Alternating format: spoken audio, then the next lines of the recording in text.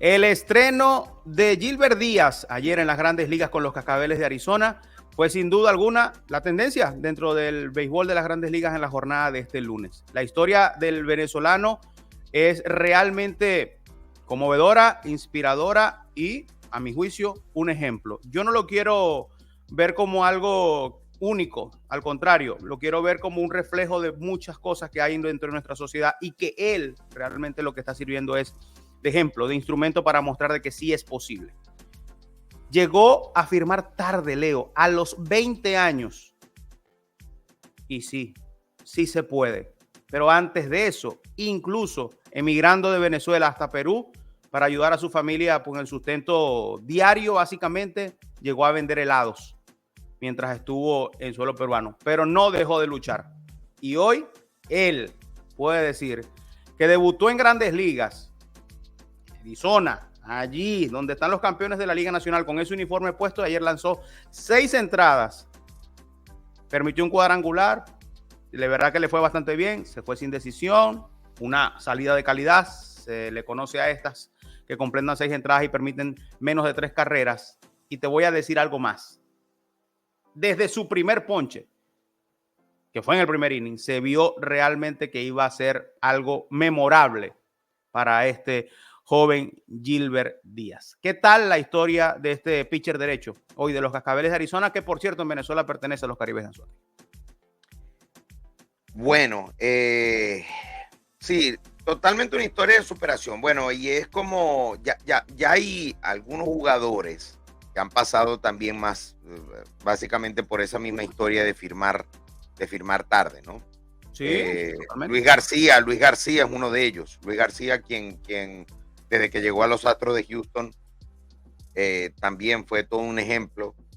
Los Astros han sido ejemplo también de esto porque el mismo caso también fue con el lanzador Luis Contreras, también de los Astros. Y obviamente sin dejar por fuera también un caso muy parecido, el de Ronald Blanco. Este caso de Gilbert Díaz nuevamente trae a la palestra el tema de las edades cuando se firman, cuando los peloteros se firman. Y es que se piensa de que, bueno, de que inclusive hace poco me contactaba un entrenador, amigo, en la República Dominicana, y me decía, mira, es que tengo un problema acá porque es que yo tengo 2 jugadores que tienen 18 años. Los muchachos están listos para firmar, pero prácticamente todos los ojos de quienes están prácticamente comprometiéndose a contratos, la atención está en niños de 11, 12 y 13 años. Sí, sí, es así. Esa es la realidad. O sea, que no la entiendo. No, yo sí la entiendo. En esta parte no la entiendo mucho porque yo no puedo, tú no me puedes decir a mí, como buscón, como entrenador personal, mucho menos, por la parte independiente, y mucho menos como parte de un equipo de Grandes Ligas, que una cosa es que tú veas que le tengas el ojo puesto a un niño de 12 años, porque proyecte muy bien cuando tenga 16 y tú lo quieras asegurar. Yo esa parte, bien. Pero la realidad, y todo el mundo lo sabe en el béisbol, es que pueden haber muchachos de 17, 18 años que ya llegan a su gran momento porque de pronto puede ser que comenzaron a jugar tarde, se desarrollaron tarde, cuestiones de estudio, cuestiones familiares y sociales. O sea, cualquier cosa puede pasar en la vida normal de esta familia. Y estos muchachos terminando y mostrando su potencial cuando tienen 17, 18, 19 años. Y está bien. Eso está perfectamente bien.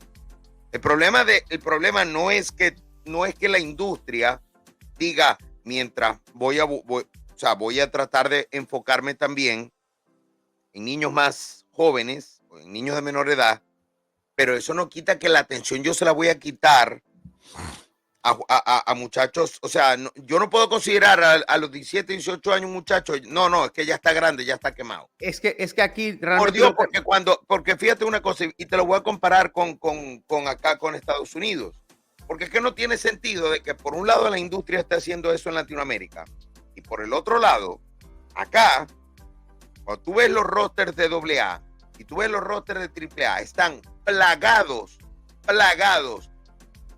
intoxicados de jugadores de 25, 26 y 27 años. Sí. Y es normal. Ponte de 24. Apenas tienen 2 y 3 años en ligas menores. Firmados. Sí.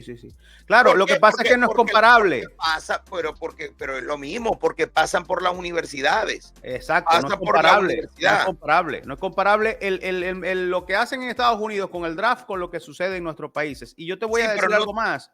No todos pueden ser un estilo de... Sí, el estándar, pero el estándar te habla de probabilidades y realmente son rarezas, las de Gilbert Díaz, la de Contreras, la de Luis García, son rarezas. Pero así como son rarezas que un jugador a los 20 años esté listo para jugar en Grandes Ligas. Eso es una rareza. Es que es a lo que voy también. Forma parte también del lado, en el caso de los latinos, de lo que tienes que hacer como jugador. ¿A qué me refiero con esto? A no rendirte. Porque para que te llegue la oportunidad a los 20 años siendo dominicano o venezolano o de otro país de Latinoamérica que no se rija bajo la figura del draft, ¿verdad? No te puedes rendir. ¿Por qué? Porque lo que sucede es de que las firmas tardías se dan porque no explotas, como tú dices, ese talento, esa capacidad, ese desarrollo, sino de manera tardía, por la razón que sea. Pero normalmente como el sistema te aparta, el sistema te quita, y si tú te rindes y no sigues luchando por ese sueño, no vas a poder tener la oportunidad de decir a los 20, a los 21 años, yo estoy listo. Deme la oportunidad que yo puedo llegar. Es que es allí donde está la cosa. Me refiero a la cosa en el tema de la superación y el ejemplo que nos ha mostrado Gilbert Díaz en esta ocasión. Y yo por eso, fíjate esto con Gilbert Díaz, que es un caso... Lo que pasa es que llegar a Grandes Ligas no es solamente de que yo soy bueno, yo soy caballo y yo tengo un buen paso por las ligas menores y llego ahí. No. O sea, se combinan tantas cosas que a veces funcionan para uno y a veces para otros no. Por eso es que el camino de las Grandes Ligas es muy difícil para todos, para cada jugador es muy diferente. Fíjate, estos muchachos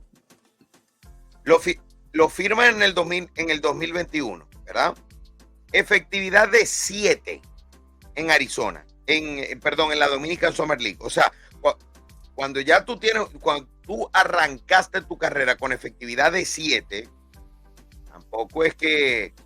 Pero hay algo que la organización está viendo que dice, bueno, es parte de la adaptación de él. O sea, es de la forma como te mire y cómo te considera la organización y lo que vean en ti y lo que vean en el potencial de lo que tú eres como lanzador y que eso no necesariamente está siendo mostrado por estadísticas o soportado por estadísticas. Efectividad de 5.13. Entonces, en el 2021, el muchacho pasa por clase A. En el 2023 por primera vez juega un poquito de AA y este año AA y AAA. Arranca en el equipo de AA y termina en AAA. En total, 78 juegos en ligas menores, 13 victorias, 24 derrotas, 4.43. O sea, su paso por ligas menores no es una cosa de que, wow. Sí, su paso de ligas menores no es un debut en Grandes Ligas de 6 entradas y una sola carrera con 5 ponches y un boleto. No, pero su paso por ligas menores es parte del proceso que los Diamondbacks están viendo en él. A mí me gustan los jugadores que matan las ligas menores. A mí me gustan ver los jugadores, pero también tenemos casos de jugadores que matan las ligas menores. Ahí está Jackson Holiday, prospecto número 1 de las Grandes Ligas, mata las ligas menores, llega a Grandes Ligas, no le da ni con la puerta de una iglesia a la bola. Sí. Entonces, pero es lo que tienen, es prácticamente esa filosofía que tiene el equipo y es jugar siempre prácticamente en contra. Me gusta mucho lo que vi ayer de este muchacho. Se ve que el muchacho sí está listo para grandes ligas a nivel físico, a nivel de lo que tiene. Y ya es simplemente tratar de mantenerse en el día a día, porque lo más difícil no es llegar a grandes ligas, sino mantenerse y crear una palabra que para los grandes ligas es nuevo y que nosotros estamos cosechando con ellos, que es longevidad. Sí. Longevidad en las grandes ligas. ¿Cómo la consiguen? Esa es la parte más difícil.